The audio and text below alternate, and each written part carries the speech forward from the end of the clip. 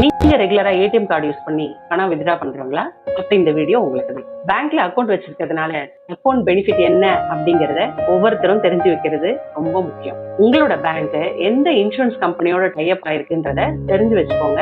உங்க ஃபேமிலிக்கும் இன்ஃபார்ம் பண்ணுங்க. இது எதுக்காக அப்படின்னா, ஒருவேளை உங்களுக்கு தெரிஞ்சவங்களோ ஃப்ரெண்ட்ஸ் அண்ட் ஃபேமிலியோ யாரேனும் ஆக்சிடென்ட்ல இறந்துட்டாங்க அப்படின்னா, அந்த இன்சூரன்ஸ் கம்பெனி அந்த ஃபேமிலிக்கு 2 லட்சத்துல இருந்து 10 லட்சம் ரூபாய் வரைக்கும் கவரேஜ் அமௌண்ட் கொடுத்துருவாங்க. இதுக்காக முன்கூட்டியே எதுவும் பிரீமியம் கட்டி இருக்கணும்ன்ற அவசியமே இல்லை. இது ஃப்ரீ இன்சூரன்ஸ். இது ஒரு அக்கௌண்ட் பெனிஃபிட். ஸோ இதுக்கு என்ன பண்ணணும்னா, ஆக்சிடென்ட்ல இறந்து 30 நாளுக்குள்ள claim form, FIR, death certificate, postmortem report, account லைவ்ல தான் இருந்திருக்கு அப்படின்றதுக்கான பேங்க் ஸ்டேட்மெண்ட், இது எல்லாத்தையும் பேங்க்ல நீங்க சப்மிட் பண்ணிடுங்க. வித்தின் 30 டேஸ்க்குள்ள உங்களுக்கு அந்த கிளைம் கிடைச்சிடும். அப்படி கிடைக்கல அப்படின்னா இம்மிடியேட்டா நீங்க IRDA கம்ப்ளைண்ட் பண்ணலாம். கன்சியூமர் கமிஷன்லயும் நீங்க கம்ப்ளைண்ட் பண்ணலாம். ஸோ இந்த இன்ஃபர்மேஷனை உங்க ஃப்ரெண்ட்ஸ் அண்ட் ஃபேமிலிக்கு